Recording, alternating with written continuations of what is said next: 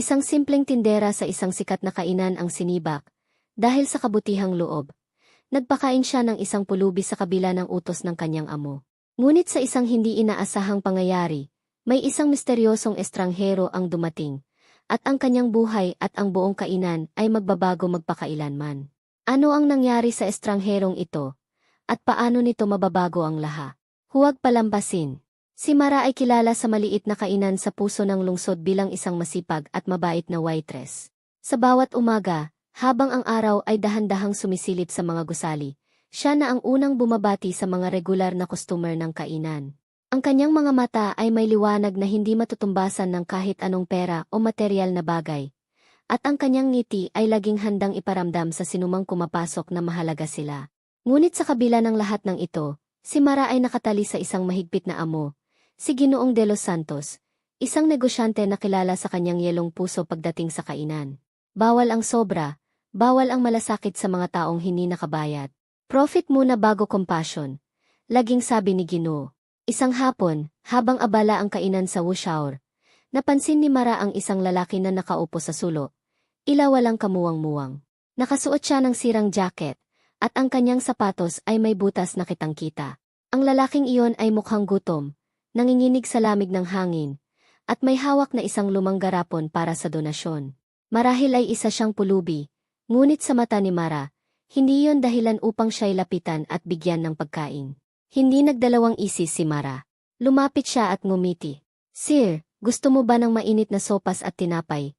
Tanong niya, sabay abot ng plato na puno ng mainit na pagkain. Ang lalaki ay humanga sa kabaitan niya at tahimik na ngumiti. Halos hindi makapaniwala. Maya-maya, habang kumakain ang lalaki, naramdaman ni Mara ang init sa kanyang dibdib, isang kasiyahang hindi mabibili ng pera. Ngunit ang sandaling iyon ay hindi nakaligtaan ni Ginoo. Lumapit si Ginoo De Los Santos.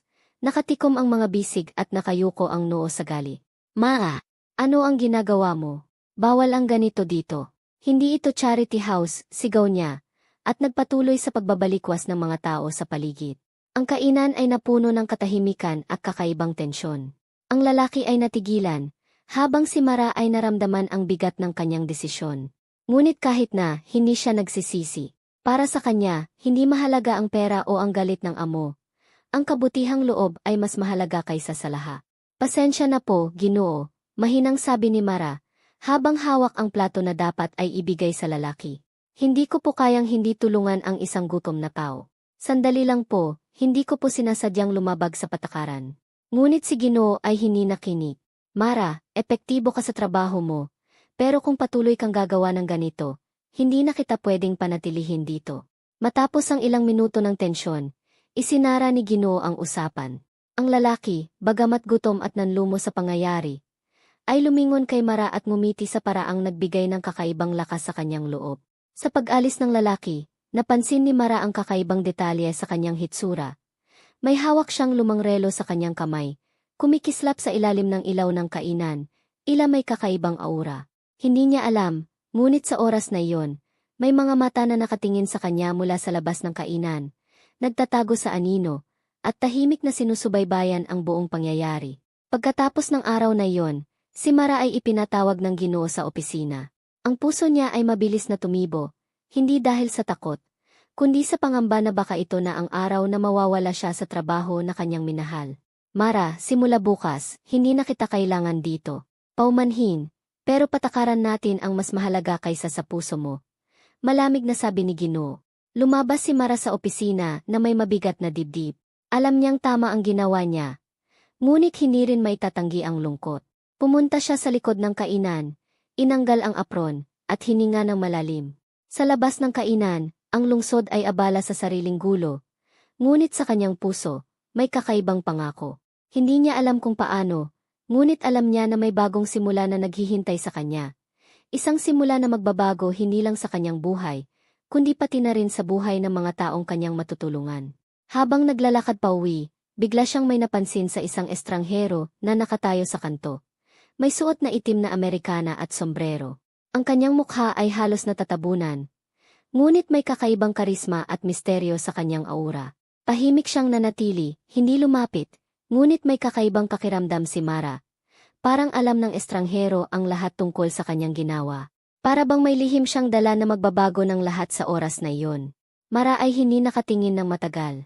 Ngunit sa puso niya, naramdaman niya ang pag-asa at kasiyahang hindi niya naranasan sa loob ng maraming taon. Hindi pa niya alam ang eksaktong mangyayari sa kanya. Ngunit ang kanyang kabutihang loob ay magbubunga ng isang kwento na higit pa sa gutom at pagkawala ng trabaho. May mga pagkakataon sa buhay na ang isang simpleng desisyon ay nagbubukas ng pinto sa hindi inaasahang kapalaran. At si Mara ay handa ng tanggapin ito. As sa dilim ng lungsod, habang ang ilaw ng kalye ay naglalaro sa kanyang anino, ang estranghero ay naglakad patungo sa kainan.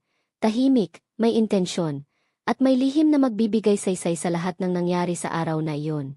Si Mara ay wala pang ideya na ang misteryosong lalaki ay magdadala sa kanya sa isang bagong yugto ng kanyang buhay.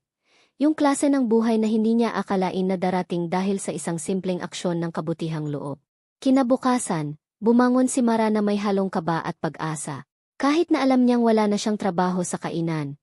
Ramdam niya sa puso na may bago at mas malaking bagay na naghihintay. Ang lungsod ay abala sa ingay ng trapiko at mga nagmamadaling tao. Ngunit sa kanya, ang bawat hakbang ay may dalang pag-asa at lakas. Hindi niya alam kung paano. Ngunit may pakiramdam siya na ang lahat ay magbabago sa araw na ito. Paglapag niya sa kalsada malapit sa kainan, nakatayo doon ang estranghero mula kagabi. Tila nakasuporta sa bawat hakbang niya. Hindi siya agad nakalapit, tahimik lang siya, nakatingin mula sa malayo. May hawak na isang maliit na notebook at ballpen, at bawat kilos niya ay may katiyakan at misteryo. Si Mara ay nakaramdam ng kakaibang kaba at curiosity. Bakit siya sinusubaybayan ng estranghero? Ano ang layunin niya? Dahan-dahang lumapi ang lalaki at ngumiti ng bahagya. Mara, tama ba ang pangalan mo? Mahina ngunit malinaw ang tinig niya. Nagulat si Mara, ngunit tumango lang. Sino po kayo, sir? Tanong niya, may halong pag-aalangan at interes. Isa akong taong naniniwala sa kabutihan ng tao, sagot ng lalaki. At ang mga salitang iyon ay may kakaibang bigat at lakas. Nakita ko kung ano ang ginawa mo kahapon. Napansin ko ang tapang mo at ang puso mo na higit pa sa pera at patakaran.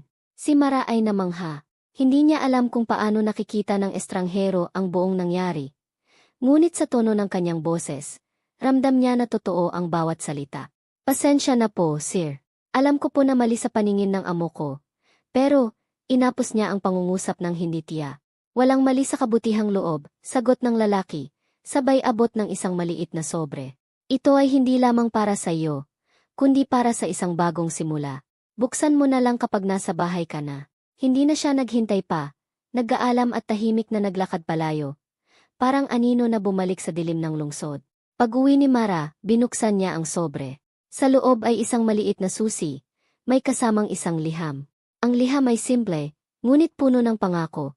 May isang maliit na cafe sa kabilang distrito na naghahanap ng taong may malasakit at puso sa trabaho.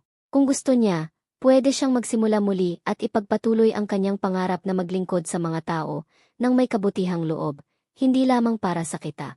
Hindi maipaliwanag ni Mara ang labis na saya at gula. Para bang bigla, ang mundo niya ay nagbukas sa isang bagong pagkakataon. Ngunit kasabay ng saya, ramdam niya rin ang bigat ng desisyon. Kailangan niyang iwan ang kainan na minahal niya, iwan ang mga pamilyar na mukha, at magsimula sa isang bagong lugar. Sa unang araw sa bagong cafe, nakita niya kung gaano kaiba ang kapaligiran. Ang cafe ay maliit ngunit puno ng ini at kasiyahan. Ang mga customer ay hindi lamang paukyano, kundi parang pamilya. Ang mga empleyado ay nagkakaisa at may malasakit hindi lamang sa trabaho, kundi sa isa't isa.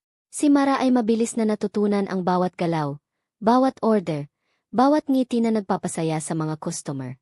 Ngunit sa kabila ng lahat ng iyon, palaging bumabalik sa kanyang isipan ang estranghero. Sino ba siya? Bakit siya nakakaalam sa kanyang ginawa at pinili siya para sa bagong oportunidad na ito? Ang kanyang presensya ay tila nagpapadala ng mensahe. Ang kabutihan ay may gantimpala.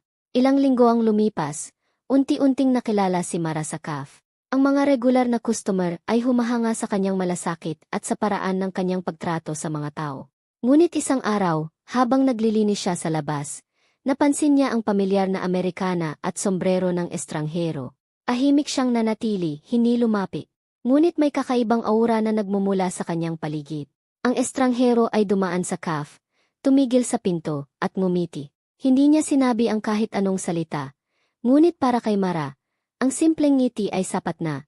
Isang senyales na tama ang lahat ng ginawa niya, at ang kanyang kabutihan ay may mas malaking misyon na darating. Ngunit sa likod ng mga ngiti at bagong simula, may kakaibang pangyayari. Isang gabi, habang sarado na ang CAF, may isang mensahe na naiiwan sa pintuan. Isang maliit na pakete. At sa loob nito ay isang lumang relo na kapareho ng nakita niya sa lalaki kagabi. May kasamang nota, ang oras ay hindi lamang sukatan ng sandali, kundi ng pagkakataon. Ang tamang oras para sa kabutihan mo ay darating. Huwag kang matakot. Si Mara ay namangha, hindi lamang sa misteryo ng estranghero, kundi sa mensahe. Para bang tinuturo sa kanya na ang bawat kabutihan, bawat sakripisyo, at bawat pagbili ay may dahilan at gantimpala na hindi pa niya nakikita. Ang mundo niya ay unti-unting nagbubukas sa mga posibilidad. Ngunit ang tanong ay nananatili. Sino ba talaga ang estranghero? At ano ang tunay na dahilan kung bakit siya pinili? Habang nag-isip siya, ang kanyang puso ay puno ng bagong lakas.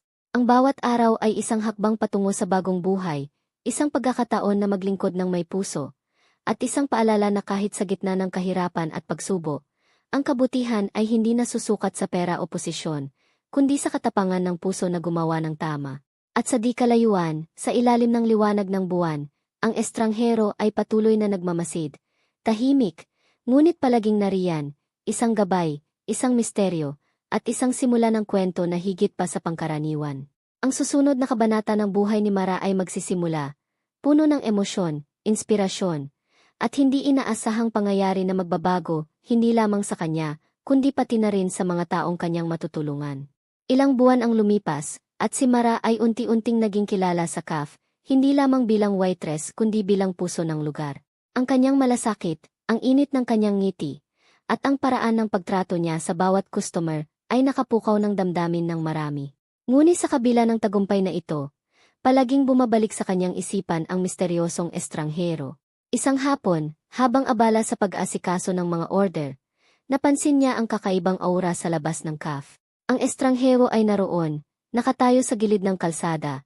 Tila obserbahan ang lahat ng kilos niya. Sa pagkakataong iyon, hindi siya natakot, kundi nakaramdam ng kakaibang koneksyon. Parang alam ng estranghero ang bawat pangarap at pangamba niya, at ang bawat titig niya ay puno ng kahulugan. Ngunit bago siya makalapit, may isang pangyayari na nagdulot ng tensyon sa CAF. Isang pamilya ang pumasok, mukhang abala at pagod. Ngunit sa loob lamang ng ilang minuto, napansin ni Mara na may isang bata sa kanila na may espesyal na pangangailangan. Ang bata ay tahimik, natatakot, at hindi makausap ng normal. Si Mara, bilang likas na mahabagin at sensitibong tao, agad na lumapi at dahan-dahang kinausap ang bata, pinaayos ang upuan, at tinyak na komportable ito sa paligid. Habang ginagawa niya iyon, napansin niya ang estranghero sa labas, nakangiti, tahimik na nakamasid. Para bang pinapakita nito kay Mara na tama ang kanyang ginagawa, at na kahit ang simpleng kabutihan ay may epekto sa iba. Ang bata, sa pagdaan ng ilang minuto, ay unti-unting nakangiti, nakipaglaro, at nakipag-usa. Ang ina ng bata ay nagbasalamat ng kaimtim kay Mara, at sa pagkakataong iyon, naramdaman ni Mara ang tunay na halaga ng kanyang ginagawa. Ngunit sa likod ng saya, may hindi inaasahang pangyayari. Isang lalaking may masamang intensyon ang pumasok sa CAF, nagtangkang manakaw. Sa gulat at takot ng mga tao, si Mara ay nanatiling kalmado. Sa tulong ng iba pang empleyado at ng kanyang mabilis na reaksyon, nakontrol nila ang sitwasyon bago pa man lumala. Ngunit sa kabila ng pagkakabuo ng seguridad, naramdaman ni Mara ang kakaibang kilabot. Parang may mas malalim na dahilan ang pangyayaring ito. Matapos ang insidente, lumapi ang estranghero kay Mara, sa wakas. Hindi lahat ng tao ay may mabuting intensyon. Mahinang sabi niya, may kasamang malalim na titik. Ngunit sa mga sandaling ito, ang tapang at kabutihan mo ang magtatakda ng kapalaran mo. Ang mundo ay puno ng pagsubok, ngunit sa tamang puso, ang lahat ay may lunas. Si Mara ay namangha. Ang estranghero, sa bawat salita, ay parang nagbibigay gabay at aral.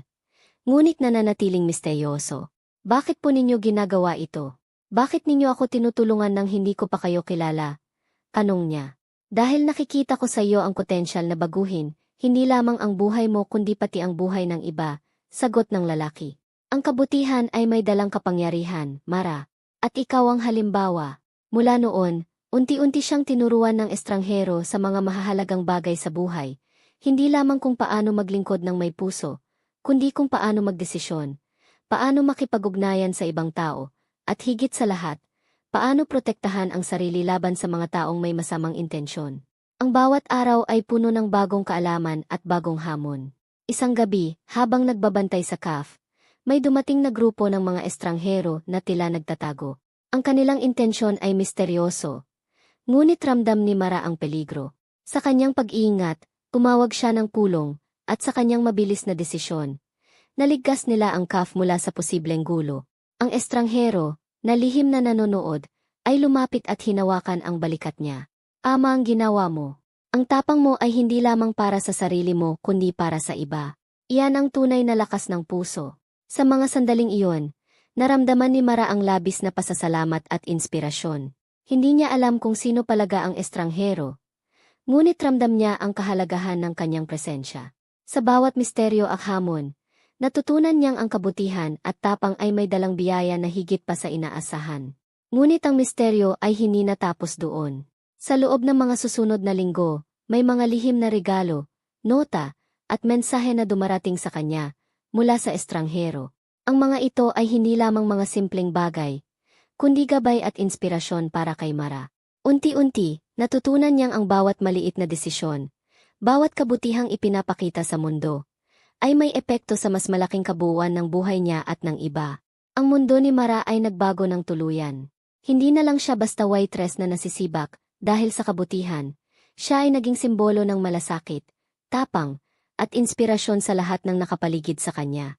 Habang siya ay naglilingkod sa CAF, naramdaman niya ang isang kakaibang presensya sa paligid, isang misteryosong estranghero, tahimik ngunit palaging nariyan, isang gabay, at isang paalala na ang kabutihan ay laging may gantimpala.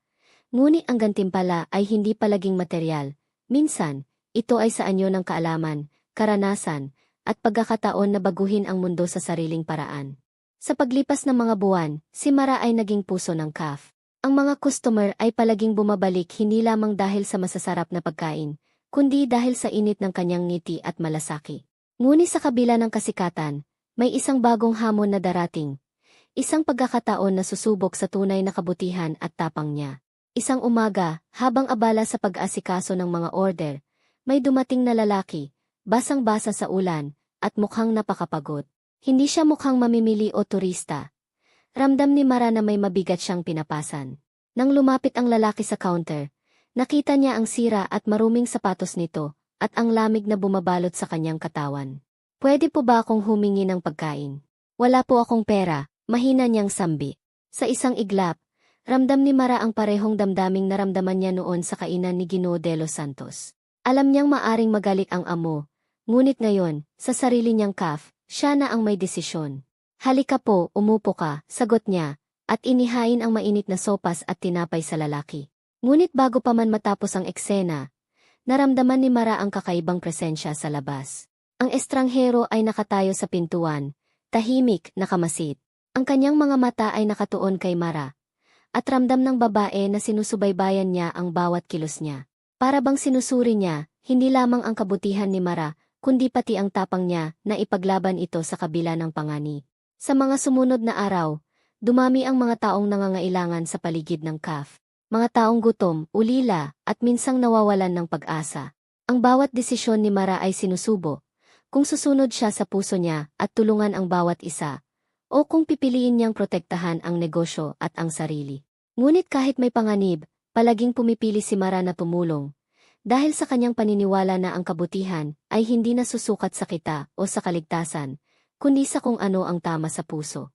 Isang gabi, may isang malaking grupo ng mga tao ang dumating sa CAF. Hindi lamang gutom kundi galit at agresibo. Ang ilang empleyado ay natakot, ngunit si Mara ay nanatiling kalmado. Sa kanyang tapang at mabilis na desisyon, naayos niya ang sitwasyon, at sa huli, ang grupo ay umalis na walang gulo. Matapos ang lahat, lumapit ang estranghero kay Mara.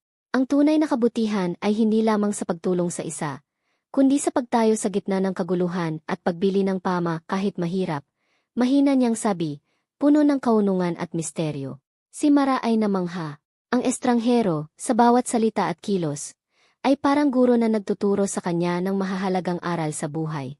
Ngunit higit sa lahat, tinuturuan siya kung paano maging matatag, hindi lang sa trabaho, kundi sa harap ng hamon ng mundo. Bakit po ninyo ginagawa ito? Tanong ni Mara, halatang naguguluhan at namamangha. Dahil nakikita ko sa iyo ang potensyal na magbago ng buhay ng marami, sagot ng lalaki. Ang bawat kabutihan mo, bawat sakripisyo, ay may dalang epekto sa mundo. Huwag kang matakot, Mara. Ang lahat ng ito ay bahagi ng mas malaking plano para sa iyo at sa mga tao sa paligid mo. Habang nag-uusap sila, napansin ni Mara na may kakaibang detalye sa mga mata ng estranghero, isang liwanag, parang nakikita niya ang hinaharap, at bawat ngiti ay may kahulugan na higit pa sa kasalukuyan. Ang lalaki ay hindi lamang tagamasid, siya ay gabay, misteryo, at inspirasyon. Sa sumunod na linggo, dumarami ang mga pagkakataon na sinusubok si Mara. May mga ulila na dumating, may mga taong gutom, at may mga pangyayaring nagpapakita ng panganib at tensyon. Ngunit sa bawat pagkakataon, si Mara ay nanatiling matatag. Ang kanyang puso ay puno ng kapang, malasakit at determinasyon. At sa bawat hakbang, naroon ang estranghero, tahimik ngunit palaging naroroon, nagbibigay gabay sa mga tamang desisyon. Ngunit isang gabi, habang sarado na ang CAF, may dumating na envelope sa kanyang pintuan. Sa loob, may lumang relo na kapareho ng nakita niya sa estranghero, at may kasamang liham, ang oras ay darating. Ang lahat ng kabutihan mo ay magbubunga. Huwag kang matakot sa susunod na hakbang. Ang mundo ay nakatingin sa iyo, Mara. Si Mara ay namangha at may halo ng kaba at pag-asa. Ramdam niya na malapit na ang pinakamalaking hamon sa kanyang buhay. Isang pangyayaring magpapatunay hindi lamang ng kanyang kabutihan kundi ng tapang, determinasyon, at puso na handang tumulong sa iba sa kabila ng laha. Sa mga sandaling iyon, habang nakatayo siya sa ilalim ng liwanag ng buwan, naisip ni Mara na ang buhay ay hindi lamang tungkol sa sariling kapakanan. Ang kabutihan ay may gantimpala, ang tapang ay may bunga, at ang bawat desisyon, gaano man kaliit, ay may epekto sa mas malaking mundo. At sa dilim, sa gilid ng kalsada, naroon ang estranghero, tahimik, misteryoso. Ngunit palaging naroon, isang paalala na ang bawat hakbang ni Mara ay may mas malalim na kahulugan. Isang umaga, habang abala si Mara sa CAF, may dumating na kakaibang enerhiya sa paligid. Ang mga regular na customer ay tila nakaramdam din ng pagbabago. At sa pintuan, nakatayo ang estranghero, hindi na nakatago sa anino, ngunit buong tapang na nakatingin sa kanya. Sa unang pagkakataon, nakita ni Mara ang buong mukha niya. Mabait ngunit may kakaibang karisma. Puno ng karunungan at lihim na hatid ng kanyang mga mata. Alam mo na ba kung sino ako, Mara? Tanong ng estranghero. Tahimik ngunit puno ng bigat ang boses. Si Mara ay natigilan. Hindi pa po, sir. Ngunit bakit po ninyo ako tinutulungan at sinusubaybayan sa lahat ng ito? Ngumiti ang lalaki. Dahil ikaw ay higit pa sa isang ordinaryong waitress. Nakita ko ang kabutihan mo, ang tapang mo, at ang determinasyon mo na tumulong sa iba sa kabila ng lahat ng pagsubok. Ako ang taong nagtayo ng lumang kainan na sinibak ka. Ako rin ang estranghero na minsan mong nakita sa labas. Ang lahat ng nangyari ay bahagi ng isang pagsubo at pagkakataon para ipakita mo ang tunay mong puso. Hindi makapaniwala si Mara. Kayo po pala ang misteryosong estranghero. Sagot ng lalaki at may ngiti sa labi. Ang layunin ko ay makita kung hanggang saan aabot ang kabutihan mo, at kung handa ka bang gumawa ng pama, kahit walang nakatingin. Ngayon, oras na para ipakita ko sa iyo ang susunod na hakbang. Biglang nagbukas ang pintuan sa likod niya, at sa loob ay may grupo ng mga tao, mga bata, pamilya, at matatanda. Lahat ay nangangailangan at naghihintay ng kulong. Mara, ngayon ay hindi lang ito tungkol sa CAF. Ito ay tungkol sa buhay ng maraming tao. Ang puso mo ay may kakayahang magdala ng pagbabago. Handang-handa ka na ba? Hindi nagdalawang isip si Mara. Handa po ako. Gusto kong kumulong sa abot ng aking makaya. Sa gabay ng estranghero, nagsimula silang mag-organisa ng community kitchen at outreach program. Ang maliit na CAF ay naging sentro ng pag-asa sa komunidad. Ang mga tao ay natututo at nagbabahagi, at bawat araw ay puno ng inspirasyon at pasasalamat. Ang kabutihan ni Mara ay naging tulay upang maabot ang puso ng marami. Ngunit sa kabila ng lahat, May isang pagkakataon na muling sinubok ang tapang ni Mara. Isang malaking korporasyon ang nagbanta na isara ang CAF dahil sa ingay at trapikong idinudulot ng mga dumadagsa sa lugar. Maraming empleyado ang natakot, ngunit si Mara ay nanatiling kalmado. Sa pulong ng estranghero, nag-organisa sila ng pakikipag-usap sa mga opisyal ng lungsod at ipinakita ang epekto ng kanilang programa sa komunidad. Hindi naglaon, pinayagan sila at binigyan pa ng suporta para mas mapalawak ang kanilang outreach. Pagkatapos ng tagumpay na iyon, lumapit ang estranghero kay Mara at sinabi, "Ang lahat ng ito ay bunga ng kabutihan at tapang mo. Ngunit ang pinakamahalaga, natutunan mo na ang bawat aksyon, maliit man o malaki, ay may epekto sa mundo." Si Mara ay namangha, may halong tuwa at pag-iya. "Salamat po sa lahat ng gabay at pagtitiwala, Sir. Hindi ko po alam kung paano ko kayo pasasalamatan." Ngumiti ang estranghero. "Hindi mo kailangang pasalamatan ako. Ang gantimpala ay hindi sa akin kundi sa mundo. As sa puso mo, Mara, ang kabutihan ay nagbubunga ng hindi mo inaasahan." Mula noon, si Mara ay hindi lamang naging simbolo ng kabutihan sa maliit na CAF. Siya ay naging inspirasyon sa buong komunidad. Ang estranghero ay nanatiling gabay sa likod ng eksena. Tahimik ngunit palaging nariyan kaagkailangan. Isang paalala na ang kabutihan ay may gantimpala at ang tapang ay may bunga. Sa huling sandali ng kwento, habang nakatayo si Mara sa harap ng CAF, tumingin siya sa kalangitan at ngumiti. Alam niya na ang bawat hakbang niya, bawat kabutihang ipinakita, at bawat sakripisyo ay nagdala sa kanya sa puntong ito. Ang buhay niya ay nagbago, hindi dahil sa pera o posisyon, kundi dahil sa puso, tapang at kabutihan. At sa kabila ng misteryo, isa lamang ang kiya, na sa bawat tao, sa bawat maliit na aksyon ng kabutihan, may pagkakataon na baguhin ang mundo. Ang CAF ay hindi lamang isang lugar ng pagkain.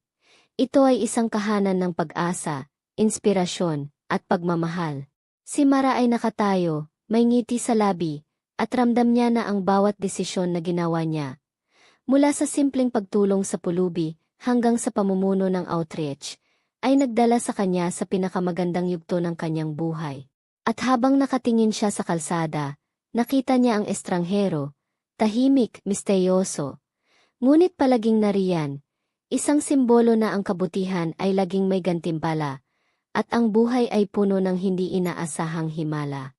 Sa wakas, ang kwento ni Mara ay natapos sa isang ganap na inspirasyon. Isang kwento ng kabutihan, tapang, sakripisyo, at ang kapangyarihan ng puso na magdala ng pagbabago sa mundo. Isang simpleng tindera sa isang sikat na kainan ang siniba.